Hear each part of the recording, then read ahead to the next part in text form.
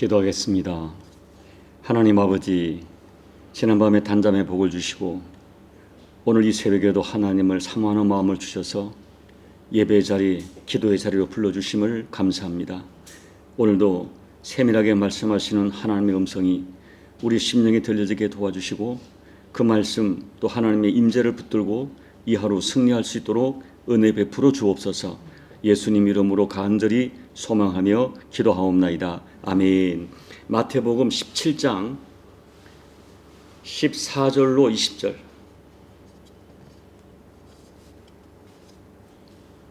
우리 천천히 합독하겠습니다. 그들이 무리에게 이름에 한 사람이 예수께 와서 꿇어 엎드려 이르되 주여 내 아들을 불쌍히 여기소서. 그가 간질로 심히 고생하여 자주 불에도 넘어지며 물에도 넘어지는지라. 내가 주의 제자들에게 데리고 왔으나 능히 고치지 못하더이다. 예수께서 대답하여 이르시되 믿음이 없고 패역한 세대여, 내가 얼마나 너희와 함께 있으며 얼마나 너희에게 참으리요. 그를 이리로 데려오라 하시니라. 이에 예수께서 꾸짖으시니 귀신이 나가고 아이가 그때로부터 나으니라. 이때의 제자들이 조용히 예수께 나와 이르되 우리는 어찌하여 쫓아내지 못하였나이까. 이르시되 너희 믿음이 작은 까닭이니라. 진실로 너희에게 이르노니 만일 너희에게 믿음이 겨다시 하나 만큼만 있어도 이 산을 명하여 여기서 저기로 옮겨지라 하면 옮겨질 것이요 또 너희가 못할 것이 없으리라. 아멘. 우리 어제 묵상했던 변화산에서의 장면, 제자들이 평생 잊을 수 없는 그런 충격적인 경험을 하는 것이죠. 예수님이 제자들이 보는 앞에서 갑자기 변형되셨는데 그 얼굴이 해같이 빛나고 또 입고 있던 옷은 빛과 같은 광채가 나면서 하얗게 변한 것입니다. 그리고 유대인들이 너무나 존귀하게 여기던 그 구약의 대선지자 모세와 엘리야가 변형된 모습으로 변화산에 나타나 주님과 대화를 하고 있는 것입니다. 그 모습을 본 베드로는 너무나 황홀해서 이 변화산을 떠나기 싫었습니다. 그리고 주님께 말씀하기를 주님, 여기가 좋사오니 여기 초막 셋을 지어서 하나는 주님을 위하여, 하나는 모세를 위하여, 하나는 엘리야를 위하여 짓고 그냥 여기 우리 살았으면 좋겠습니다 라고 말하는 것입니다. 여러분, 우리는 어제 말씀드렸지만 그날에 태어질 변화산의 영광을 분명히 믿습니다. 그리고 언젠가 우리도 분명히 그날 모세와 엘리야처럼 영광스럽고 거룩하고 신령하게 변화될 우리 자신을 믿고 있고 그날의 천국에서 우리가 그토록 사모하던 우리 주님과 또 먼저 이 땅을 떠난 사랑하는 사람들을 만나게 될 것을 믿습니다.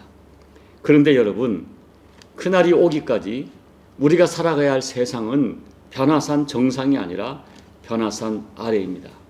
이 변화산 아래의 삶은 영광스럽지도 않고 평안하지도 않고 그 삶이 결코 평탄하지 않습니다. 오늘 본문을 보세요. 주님과 세 제자가 변화산을 내려왔더니 한 아버지가 등장합니다. 이 아버지는 큰 고통의 짐을 짊어지고 너무나 힘들게 살아가는 그런 아버지였어요. 왜냐하면 지금 당장 사랑하는 아들이 귀신에 사로잡혀 간질 같은 병에 걸려서 큰 고통을 겪고 있기 때문입니다. 이 같은 사건을 다루는 마가복음 9장을 보면 이 아이의 상태를 말 못하게 하는 귀신이 아이로 하여금 말도 못하게 하고 그 다음에 자주 발작을 일으키며 불과 물에 던졌다라고 하고 있어요. 이런 몹쓸병에 걸려서 아이가 막 몸을 비틀고 쓰러지고 거품을 물고 물과 불로 막 덤벼들 때 그 아들을 바라보는 그 아버지의 마음은 죽는 것만큼 힘들었을 것입니다. 그렇게 아들이 고통하는데 아무것도 할 수 없는 아버지의 한계를 가질 때 너무너무 고통스러운 것입니다. 여러분, 우리가 살아가는 세상은 눈물과 고통과 갈등이 끊임없이 도전해 옵니다. 사람마다 그 내용과 정도는 다르지만 오늘 본문에 기록된 아버지와 같은 그런 종류는 아니라 할지라도 이 땅을 살아가는 모든 사람들 각자가 감당해야 될 가정 문제, 경제 문제, 질병의 문제, 인간관계의 문제, 생업의 문제 등등 정말 견디기 힘든 도전과 고통과 가슴앓이가 계속 찾아오는 것이죠. 어떤 경우는 이 고통이 있는데 주변 사람들에게 말조차 건넬 수 없고 주변 사람이 누군가 알까봐 쉬쉬하는 그런 고통을 가지고 홀로 피눈물을 흘리는 가슴앓이 하는 분들이 많이 계십니다. 그런데 이 변화산 아래 고통하던 이 아버지가 예수님 소문을 듣고 달려와 예수님 만나서 이 고통의 문제를 해결받는 이 오늘 말씀을 통해서 우리가 오늘 교훈을 나누고자 합니다. 예수님이 변화산에서 내려오니 한 사람이 예수께 달려와 그냥 꿇어 엎드려서 주여 내 아들을 불쌍히 여기소서, 그가 간질로 심히 고생하여 자주 불에도 넘어지고 물에도 넘어지는지라 라고 호소해요. 이미 이 아버지는 변화산 아래 남아있는 다른 9 제자에게 기도를 부탁했지만 이 9명의 제자들이 전혀 이 아이를 고치지 못했습니다. 그런데 예수님께서는 이 부탁을 받고 아이를 보시니까 아이가 이 간질이 그냥 병이 아니라 귀신의 역사인 것을 금방 아셨습니다. 그래서 예수님은 간질이 아닌 그 귀신에게 명령하고 꾸짖으니까 그때부터 아이가 깨끗하게 나왔습니다. 그날 아마 조용한 시간에 마가복음에는 집으로 돌아와서 제자들이 예수님께 조용히 질문해요. 주님, 왜 우리는 그 귀신을 쫓아내지 못했습니까? 왜 우리는 그 병을 고치지 못했습니까? 여러분, 오늘 이 문제 앞에 아무것도 할 수 없는 무기력한 이 아버지, 제자들, 아버지, 이 제자들과 아버지가 오늘 우리들의 모습을 대변해요. 그리고 그들이 이 19절에 던지는 질문은 우리들의 질문입니다. 왜 우리는 쫓아내지 못합니까? 하는 질문. 여러분, 우리가 어떤 문제 앞에 얼마나 많이 무기력을 느낍니까? 얼마나 많이 한계를 느낍니까? 그래서 오늘 이 제자들이 했던 질문, 우리들의 현실을 대변하는 질문이죠. 왜 우리는 이 문제를 해결할 수 없는 것입니까? 그때 예수님이 단호하게 대답하세요. 자, 20절을 한번 같이 읽겠습니다. 이르시되 너희 믿음이 작은 까닭이니라. 진실로 너희에게 이르노니 만일 너희에게 믿음이 겨자씨 하나일 만큼만 있어도 이 산을 명하여 여기서 저기로 옮겨지라 하면 옮겨질 것이요 또 너희가 못할 것이 없으리라. 그런데 또 이 같은 사건을 다루는 마가복음 9장 29절에서는 좀 더 진척된 말씀을 하세요. 자, 제가 읽어드립니다. 마가복음 9장 29절. 이르시되 기도 외에 다른 것으로 이런 종류가 나갈 수 없느니라 하시더라. 기도 외에는 다른 이유가 없다는 거예요.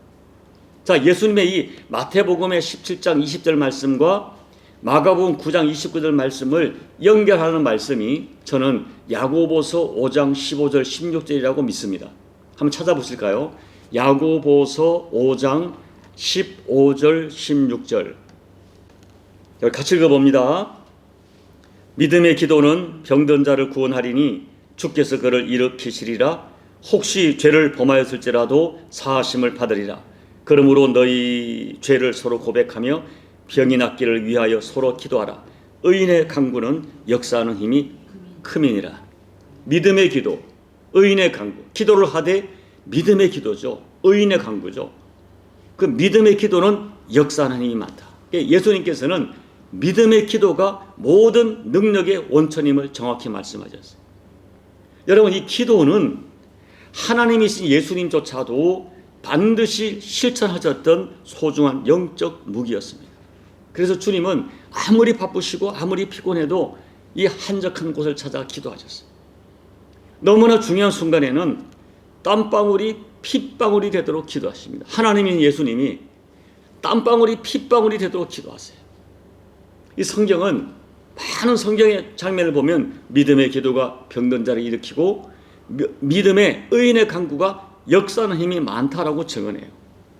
그러므로 우리는 어떤 문제를 만났을 때 믿음으로 간절히 기도해야 됩니다. 물론 기도하시죠. 여러분, 성경을 보시면 기도의 역사입니다. 광야 40년 동안 그 이스라엘 백성 200만 명을 이끌고 출애굽을 주도하는 모세에게 너무나 많은 도전들이 닥쳐옵니다. 그런데 이 도전은 자연의 도전, 이방인의 도전뿐 아니라 같은 동족을 통해서 끊임없는 도전이 오는 거예요. 근데 우리 성경을 보시면 그때마다 모세가 취한 태도가 뭐냐면 엎드린지라. 모세는 엎드렸어요. 문제를 만나면 납작 엎드렸습니다. 땅에다 배를 깔고 엎드렸어요. 그냥 그런 엎드려 기도함으로 문제를 풀어가요. 아이를 잉태하지 못하여 너무나 마음이 격동되던 한나는 통곡하는 기도, 누가 볼 때 술 취한 것처럼 보일 정도로 기도에 완전히 몰입하는 그런 간절한 기도를 드림으로 하나님의 응답을 통해 사무엘을 낳습니다. 우리와 똑같은 성정을 가진 엘리야는 갈멜산에서 얼굴이 무릎에 박히도록 7번 간절히 기도할 때 3년 6개월 동안 메마른 땅에 단비를 내리게 하는 하나님의 임재를 경험해요. 사도행전 12장에서 예루살렘 교회는 베드로가 체포되어 있을 때 엄청난 위기를 만난 거죠. 그때 성도들은 베드로를 위하여 밤을 새워 간절히 기도했고, 그들이 철회하며 기도하는 그 순간에 옥문이 열리고 베드로를 묶고 있던 쇠사들이 다 끊어지는 역사가 일어났어요. 여러분, 우리 인생을 묶고 있는 내 힘으로 도무지 어떻게 할 수 없는, 꼼짝달짝 할 수 없는 문제의 감옥에 갇혔을 때에 그 문제를, 그 감옥의 문을 어떻게 열고 우리를 묶고 있던 그 사슬을 어떻게 끊을 수 있겠는가? 울며 기도의 씨를 뿌릴 때 하나님의 임재가 나타나는 거예요. 기도 외에는 다른 길이 없고 다른 방법이 없습니다. 이것이 주님의 말씀이에요. 기도 외에는 다른 방법으로 이런 일을 이룰 수 없다는 주님의 말씀입니다.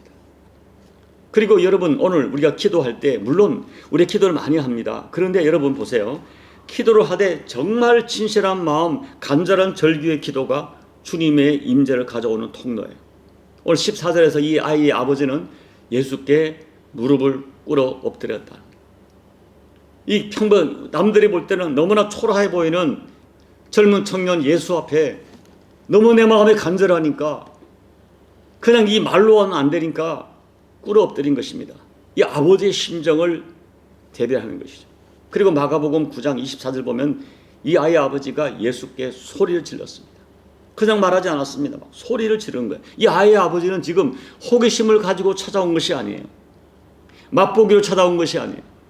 아니면 말고의 기도가 아니에요. 그냥 절규하고 엎드려서 막 소리를 지른 것입니다. 내 아이를 살려달라고.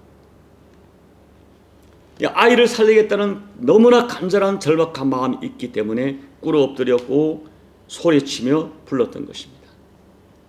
여러분, 교회를 오래 다니다 보면 언제부턴가 신앙생활에 타성이 붙고 많은 분들의 기도가 간절함이 점점 약해질 뿐 아니라 나도 모르게 그냥 종교적 언어로 기도를 하게 돼요. 그런데 여러분, 그분이 어떤 극한 고난을 만나거나 어떤 충격적인 일을 만나게 되면 자기를 덮고 있던 이 종교의 덮개가 찢어지고 내 안에 정직한 감정이 터져나옵니다. 그때 기도는요, 종교적 언어로 기도되지 못해요. 이 아이 아버지처럼 그냥 소리 지르고 절규하고 어떤 경우는 짐승이 우는 소리처럼 막 통곡하고 몸부림치며 울며 기도하게 되는 것입니다. 그 가장 진솔한 그 간절한 모습이 하나님의 임재를 경험하게 된다고 저는 믿습니다. 이제 말씀을 정리합니다. 여러분, 참 이 변화산 아래의 삶은 만만하지 않아요. 제가 어저께도 이제 아침 일찍 말라카 갔다가 그 동기 목사님들이 오셔가지고요. 근데 아침에 또 어머님이 돌아가셨다는 그걸 받고 다시 돌아와서 공항까지 갔다 왔어요. 근데 공항 가는 길에 동기 목사님이 그런 말씀하세요. 목회를 하다가 이제 장모님 모시고 여행을 갔는데 갑자기 쓰러진 거예요. 자기도 모르고. 이게 당뇨로 관절이 어깨 이게 막 관절이 다 녹아내렸다고요. 저는 잘 모르겠어요. 그리고 그 이후로 20년 동안 목회를 못하고 그렇게 살고 있는 것입니다. 근데 그 문제를 어떻게, 자기는 정말 열심히 목회를 하고 있는데 교회가 막 부흥됐는데 이 문제는 어떻게 보면은 해답도 없고 또 그분이 얼마나 간절히 기도했겠어요. 근데 응답도 되지 않는 것입니다. 여러분, 우리 변화산 아래의 삶은 만만하지 않아요. 때로는 해답도 없어요. 기도하라는 것도 아니에요. 기도를 해요. 그래도 잘 안 돼요. 그런데 그런 문제 속에 기도하면서 우리가 풀어가는, 우리가 알 수 없는 또 하나님의 응답의 신비가 있어요. 성경이 말하고 있는 더러운 귀신 사탄이 싫지 않은 세력으로 끊임없이 믿는 자를 도전하는, 고통을 주고 넘어지게 하고 아픔을 줘서 우리의 믿음을 끊어내려 하고 하나님으로부터 등을 돌리게 하는 역사가 끊어지지 않습니다. 가장 아픈 것은 내 가장 가까운 사람을 사랑하여 사람을 통해서 나에게 고통을 주고 흔들고 믿음을 도전하는 거예요. 여러분, 그때 또 우리가 고통스럽고 때로는 응답이 없는 것처럼 보이는 그때도 가장 중요한 것, 예수님을 향한 나를 사랑하시되 십자가에서 자기의 목숨까지 주신 그 예수님의 사랑을 의심하지 말고 끝까지 붙들어야 됩니다. 나를 사랑하시되 사랑한 아들의 생명까지 주신 하나님 아버지의 사랑을 의심하지 말고 반드시 모든 것을 합력하여 마침내 선을 주시는 그 하나님의 사랑을 끝까지 믿으셔야 돼요. 그 믿음을 가지고 그날에 이 아이의 아버지처럼 예수님을 소리쳐 부르고 필요하면 막 땅에 배를 깔고 엎드려 막 꿇어 엎드려서 간절하게 이 아버지의 절박한 마음으로 주님을 소리쳐 붙드셔야 돼요. 여러분, 그날 이 아이의 아버지를 만나 주셨던 우리 주님은 지금도 살아계신 우리의 주님이시고 우리 아버지 되십니다. 내 힘으로 어찌할 수 없는 이 불가능의 문제 앞에 부르짖어 기도하셔서 오늘 예수님을 만났던 이 아이의 아버지처럼 내 힘으로 어떻게 할 수 없는 인생의 문제를 반드시 풀어주시고 합력하여 손으로 역사하시는 하나님의 은혜를 체험하시는 저와 여러분 꼭 되시기를 예수님 이름으로 축복합니다. 아멘. 우리 365장을 찬양하겠습니다. 마음속에 근심 있는 사람 주 예수 앞에 다 아뢰오라. 슬픈 마음 있을 때에라도 주 예수께 아뢰라. 주 예수 앞에 다 아뢰오라. 주 우리의 친구니 무엇이나 근심하지 말고 주 예수께 아뢰라. 눈물 나며 깊은 한숨 쉴 때 주 예수 앞에 다 아뢰오라. 은밀한 죄 내게 있더라도 주 예수께 아뢰라. 주 예수 앞에 다 아뢰오라. 주 우리의 친구니 무엇이나 근심하지 말고 주 예수께 아뢰라. 괴로움과 두려움 있을 때 주 예수 앞에 다 아뢰오라. 내일 일을 염려하지 말고 주 예수께 아뢰라. 주 예수 앞에 다 아뢰오라. 주 우리의 친구니 무엇이나 근심하지 말고 주 예수께 아뢰라. 죽음 앞에 겁을 내는 자요 주 예수 앞에 다 아뢰오라. 하늘나라 바라보는 자요 주 예수께 아뢰라. 주 예수 앞에 다 아뢰오라. 주 우리의 친구니 무엇이나 근심하지 말고 주 예수께 아뢰라.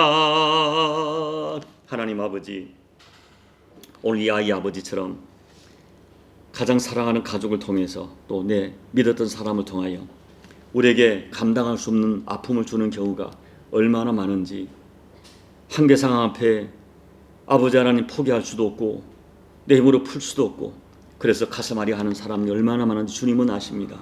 하나님, 그 어떤 상황 가운데서도 주님을 향한 믿음, 내 사랑하는 아버지를 향한 믿음을 잃지 않게 도와주시고 바울처럼 하나님께서 사랑하는 아들까지 주셨는데 왜 다른 것 주지 않겠느냐, 마침내 반드시 합력하여 손으로 역사하신다는 믿음을 가지고 하나님께 엎드리고 또 엎드리고 주님께 엎드리고 또 엎드려서 살아계신 하나님, 간절히 찾고 찾는 자를 만나주시는 하나님 아버지를 반드시 경험하는 우리 모두가 될 수 있도록 주님 은혜 베풀어 주옵소서. 예수님 이름으로 간절히 소망하며 기도하옵나이다. 아멘. 여러분, 오늘 변화산 아래의 삶은 만만하지 않습니다.